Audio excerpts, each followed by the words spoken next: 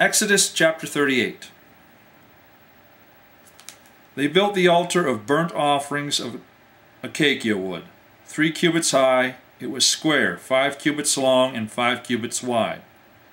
They made a horn at each of the 4 corners, so that the horns and the altar were of one piece, and they overlaid the altar with bronze. They made all its utensils of bronze, its pots, shovels, sprinkling bowls, meat forks, and fire pans. They made a grating for the altar, a bronze network to be under its ledge halfway up the altar.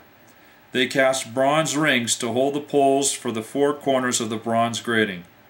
They made the poles of acacia wood and overlaid them with bronze. They inserted the poles into the rings so that they would be on the sides of the altar for carrying it. They made it hollow, out of boards. They made the bronze basin and its bronze stand from the mirrors of the women who served at the entrance to the tent of meeting. Next, they made the courtyard.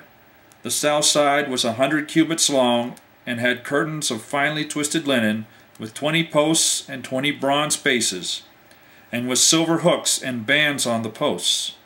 The north side was also 100 cubits long and had 20 posts and 20 bronze bases, with silver hooks and bands on the posts. The west end was 50 cubits wide and had curtains with 10 posts and 10 bases, with silver hooks and bands on the posts.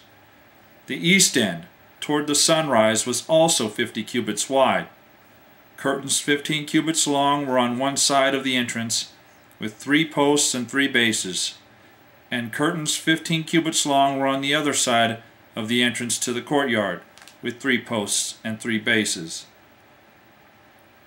All the curtains around the courtyard were finely twisted linen. The bases for the posts were bronze.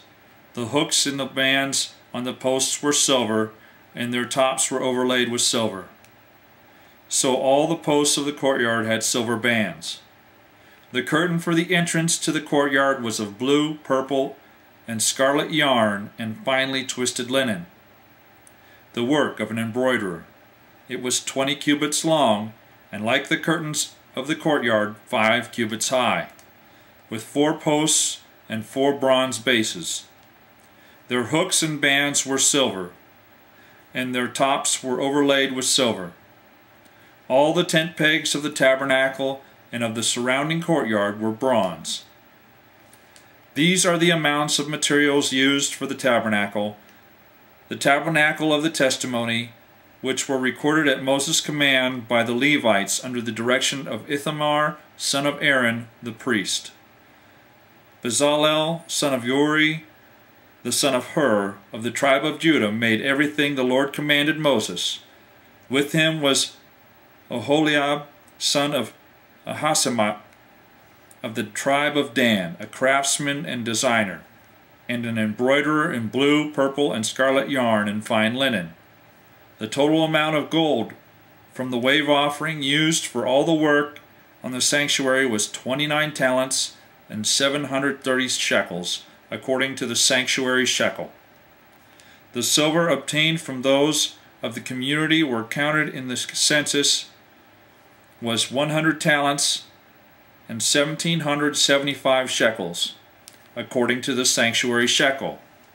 1 bekah per person, that is, half a shekel according to the sanctuary shekel, from everyone who had crossed over to those counted 20 years old or more, a total of 603,550 men. The 100 talents of silver were used to cast the bases for the sanctuary and for the curtain, 100 bases from the 100 talents, 1 talent for each base. They also used 1,775 shekels to make the hooks for the posts, to overlay the tops of the posts, and to make their bands. The bronze from the wave offering was 70 talents and 2,400 shekels. They used it to make the bases for the entrance to the tent of meeting, the bronze altar with its bronze grating and all its utensils, the bases for the surrounding courtyard and those in its entrance, and all the tent pegs for the tabernacle and those for the surrounding courtyard. That is the end of Exodus chapter 38.